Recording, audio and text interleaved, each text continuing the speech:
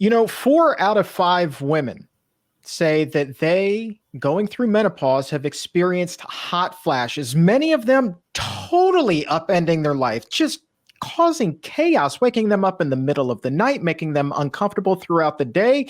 And so for a lot of those women, they think that there's no help. But what if there was? And what if that help, what if that hope was as close as their kitchen and what's on their plate?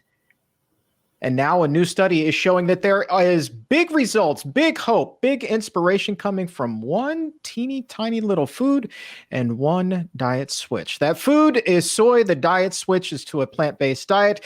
And living proof of exactly what it is that I'm talking about is a woman who went through a 12-week study all on this. And now she is part of this research that can literally change the lives of millions of women going through menopause. And that is why I am so excited here today to welcome Francine Regan-Pollock to the exam room. Thank you so very much for being here, Francine. Thank you, Chuck. I appreciate the opportunity. I am so thrilled that you're here because I have spoken now, Francine, to 2 other women who have gone through this study, and they have said that it has been a complete game changer for them. And I really do suspect that for you, it's been much the same. Totally. A real eye-opener.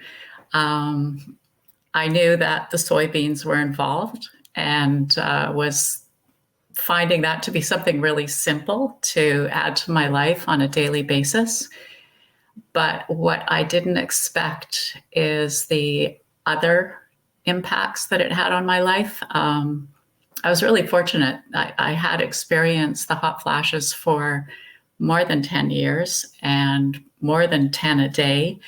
They weren't the hot, sweaty kind where you have to get up and get changed in the middle of the night, but enough to interrupt my day and also my sleep patterns for sure. Let me jump in here. So you were experiencing this for a decade. Like I would assume that then it had just kind of become the norm for you. Had you just accepted the fact that this is the way it's going to be? Yes, and my friends too. They were used to me just going beet red and taking my sweater on and off maybe 3-4 times in a conversation. It was quite ridiculous. I would imagine so. So, I mean, how did you have to adapt to that? I would imagine like you're talking about sweaters. So, I mean, were you doing nothing but button sweaters and sweaters that zip for, quick on, quick off? We did not use the buttons or the zippers because they were on and off so frequently. Gotcha. And then my poor husband, he got used to the wind from the blankets whipping on and off at night, right? Because just to get cool and get comfortable. So yeah, we adapted. In all seriousness, though, how often were you waking up in the middle of the night? Like if this lasted 10 years before you found some relief, I would imagine that the majority of those nights you were not getting a full 8 hours. No, crappy sleep for sure. And I did the 12 weeks with the soybeans, January to March, but I was part of the control group in an earlier part of the study. And for that period, what I did is I used an app to record all of the hot flashes throughout the day and night. And I really got an idea then of how many I had because I really wasn't keeping track. I was trying to ignore them rather than count them. And there were so many at night that what I came to do is I would put a bunch of elastics on one wrist. And then when I'd wake up, I'd move an elastic from one wrist to the other. And in the morning, I would count the elastics. So definitely more than 6 per night on an average night. Wow. Wow. And the fact that you had to physically move the elastics from one wrist to the other. I mean, you were waking up. So that is completely interrupted sleep. Yeah. And you stopped counting. I guess at some point you would just have to say like, your body just adapted to waking up that much. I mean, some of the other women I've spoken to said that it, made them a little bit grumpier, certainly a little bit more groggy because they weren't sleeping through the night. And you're going through this for a full decade. Like, did you have a case of the decade-long grumps? No, I just got used to it. I think I sleep less now. Really? But I had to wake up to acknowledge the flash in order to move the elastic. So, um, yeah, I don't know. I can get by with not too much sleep for 2 out of 3 nights. And then the third night, I tend to sleep pretty well. So that's how my body adapted to it. So when you first started to get these hot flashes, were they more Mhm. severe and then the severity kind of tapered off over time and it kind of Yes. plateaued and you stayed there? Yes. Yes. That's exactly what happened. So, yeah, they were more intense, really fiery, and have become less so um, over the years. Yeah. Do you know if any other women in your family experienced such a prolonged bout with this? I would say I don't know for sure, but based on my mother, I don't think she did. Okay. No. Yeah. Okay. So you're an outlier. Um, so Special. you are special. So here's my question: before you stumbled across the study, what kind of diet were you eating? Were you eating that standard American diet? Were you eating kind of healthfully? You thought? Like, where were you with food? It's super interesting to me because I've been following a plant based diet for about 10 years and learning as I go, always thinking I'm doing things exactly, to a T properly, and then learning little tweaks that make a big difference.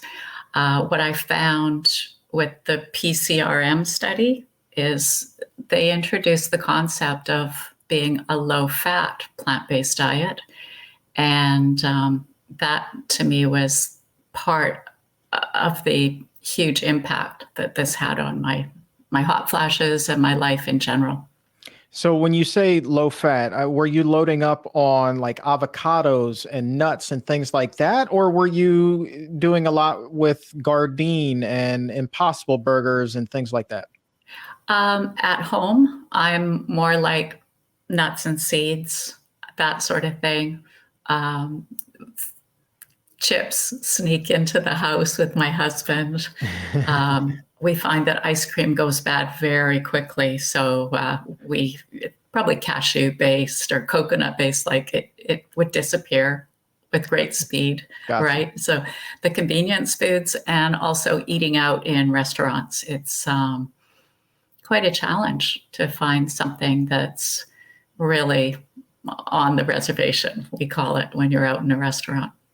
For sure. But let's take a minute to talk about that because I think that there are going to be a lot of people who are watching and listening to you right now who are in the same boat, who have been Mhm. eating a plant-based diet for years. And maybe Mhm. the women who are listening to this are experiencing the same thing that you did. God forbid it's for, 10 years that they've been going through it. But at the same time, they have to feel like they're at their wits' end. They've been eating what they thought was a very healthy diet, but still these symptoms will persist. How Mhm. difficult was it for you to take all of those types of foods, that ice cream, the difficulties out at the restaurant, the chips, things of that nature? How difficult was it for you to take those out of your diet and then kind of plug in healthier options? Not totally difficult. I do have a Vitamix and the banana nice cream, or excuse me, a frozen cherry nice cream with cocoa in it, like a Black Forest kind of theme. That was really easy for the ice cream. And as far as the nuts and the seeds, I basically just limit them. I am able to eat a small handful of walnuts every day, for example, put a tablespoon of chia into my overnight oats for breakfast. And so I'm including them, but on a more limited basis in those cases. I feel like we need to take a second to talk about this dark cherry nice cream because It's so we've good. talked about banana nice cream, but you have just introduced me to something I have never heard of before. How Yeah. does this delicious concoction work? What do I need to do? My Vitamix is about 20 feet in that direction. Well, I pour generously, but basically it's about 3 cups of frozen dark cherries. For each cup, I put in a tablespoon of cocoa powder, I'll add just a smidge of either dates if I want it kind of chewy, or a little bit of maple syrup, so some sweetener. Probably a third of a cup of milk, but you want to add more almond milk, soy milk, that sort of thing. And actually, the secret I forgot to mention earlier is you add almond extract, which kind of brings it all together. And I'd probably add about a teaspoon of that. You could add more if it turns out you like the flavor really strong. But yeah, it's awesome. Family favorite. That absolutely sounds like heaven. And so I think that when we get done with this, I will definitely be headed to the kitchen, dog in tow, Sweet. and we will be trying this out. That is Sweet. unbelievable. Is that your own recipe? Yeah, I guess so. Yeah. Yeah, well Yeah. done, Yeah. Francine. I'm Yeah. proud to know you. Awesome. Let me ask you a little bit more about soy because that was such a big part of this study and what it was that you were asked to go through. Mhm. How much soy were you eating prior to the study, and how difficult was it for you to incorporate a lot of it into your new diet? Hmm. I was eating almost zero soy. I had tempeh or tofu maybe once or twice a month. Just I didn't really care for tofu, and tempeh I can eat on a limited basis. And I was using almond milk. So it was actually pretty easy. PCRM provided organic, beautiful soybeans, and those get cooked up in the Instant Pot basically once a week. I continue to cook enough to last for 7 days. And then I measure them out, pop most of them in the freezer.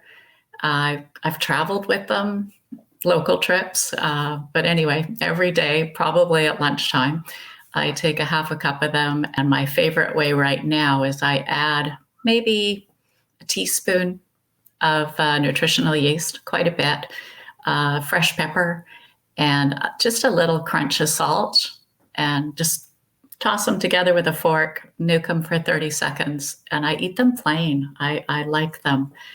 They're not hard to include at all. I've also switched over to soy milk. It's hard to find right now. I don't know why. And it's a fortified brand. So that we use as well. More of a condiment in our house. Nobody drinks a big glass of soy milk, but I really enjoy the soybeans. No problem. Yeah, that Nutri recipe sounds pretty daggone good too. I mean, Yeah, it's great. it seems so simple yet so tasty. Mm-hmm. I might have to try that out myself. That's Yeah, another one. You're I two for had, two with these recipes, I, Francine. I love to throw things together, and when they work, then I repeat them. But I'd never cooked soybeans before. I had some in my cupboard, but I didn't know that they were even soybeans. This is how familiar I was with them. Wow. Yeah, Wow. How about that? yeah. Okay. Okay. All right. Well, as we kind of wrap up here a little bit, the recipe hour, let's talk about. So you went from having, I think you said it was like 6 of these hot flashes about per night. You go through the 12 weeks here. Where Mhm. are you now as far as the frequency of them? Well, it depends on the low fat as much as the soybeans. So I am probably 3 or 4 per day, Hmm. but they're really not as disruptive. They're also milder as well as being less frequent, which is awesome. And I've had some other health benefits as well. I don't know if you're interested in those. Of course, do Yeah. share. What else were you Okay. experiencing? I had recently been diagnosed with GERD by my family physician, and she offered a couple of alternatives medication wise. And she said, or you could do it with food because she knows me quite well. And so, yeah, I said, yeah, I'm going to do the food thing. And I didn't really know what to do because she told me to eliminate all the spicy food. But during the 12 weeks where I reduced the fat but did not adjust the spiciness of my food, I was really surprised when it dawned on me one day that I no longer had any issues with like reflux and heartburn, especially when trying to go to sleep at night. It had disappeared. That's impressive. That's Yeah. impressive. Would that also wake you up at times at night as well? Because I know like that acid reflux can be no joke. It kept me from falling asleep. Mm, Yeah. hmm. And another thing, which is perhaps the best of all, is the mental fog, which I thought was just part of aging, has disappeared. So, with this refreshing clarity, I've gotten a piano book and started to play the piano again. I'm taking on different activities. My e-bike should show up next week unless there's another delay. And it's just fabulous to feel so much better and so much clearer mentally. I didn't even think about that. Do you think it's Yeah, because your quality of sleep has improved? could be. Yeah, yeah. Better sleep. I think fat generally kind of gums up the works in the body. So I think less fat has also contributed to the overall success. That's great. Do you Yeah. notice that you're also just generally happier? That seems to be a common theme among everyone who I've spoken with thus far as well. Yes. And I do think that better sleep has a lot to do with being happier. No question about it. No Yeah. question about it. So, my final question to you, Francine, is this. Mhm. Obviously, soy is a hot topic, a controversial little bean for so many people because Right. for so many years it's kind of been chastised, uh, through various myths and studies that have been debunked, but are still pretty pervasive out there. So, if somebody's listening to this, and even Mhm. if they want to share it with somebody else, what would your message be to those who are apprehensive, those women who are apprehensive about beginning to incorporate soy into their diet? I would say that you should be choosy about the soy that you do include in your diet to avoid the isolated soy proteins, which they really don't know how those will impact people long term. To go with a non-GMO type organic soybean, because my understanding is that the ones that have been genetically modified have lost the good properties but retain anything that's more negative about soy. So go for a real good quality soybean and look for the results. And what also would you say to those who think that there's absolutely nothing that they can do to improve their hot flashes? They feel like they are stuck and they just have to accept it and ride it out for a decade, just as you did. What kind of hope can you offer them? Well, I would say try to keep an open mind and be optimistic. And hopefully, PCRM can provide the steps that we followed in order to have these great successes. Nobody was expecting anything, and there were some amazing results in our small group. So I would say just give it a go. Jump in, give it 3 months like we did, and keep track as you go. And hopefully, you'll have some great successes too. There you go. Francine Regan-Pollock, thank you so very much for your time today. I'm so happy for the help that you got, the relief I should call it, and Mhm. and thank you as well for sharing your Oh, story with us today. I've got one more thing. Oh, by all means. Another result. I lost 10 pounds over the course of the 90 days. Get out of And town. I'd been trying to lose 5 pounds for about 8 years. And so it just happened. And again, I think the whole foodness, the low fatness, and the soybeans, it all added up for something I wasn't expecting, which was great. Now you're talking. Now you're Mhm. talking. Yeah, that's like double success. That's Right? outstanding. Yeah, my goodness. No wonder you're Yeah. happier. Goodness gracious. You man, 3 months and I mean, just everything changed. I was Congratulations. shocked. I was totally shocked. Yeah. I know, as well you Mhm. should be. That's fantastic. Oh, Francine, you're such a treat to talk to. Thank you so very much for being here with us today. If your health IQ is a couple of points higher than it was a few minutes ago, go ahead and like this video or subscribe to the YouTube channel. And to take it even higher, head over to Apple Podcast or wherever you get your favorite shows. Look for The Exam Room by the Physicians Committee. Hit the subscribe button there as well and help to make your world a healthier place.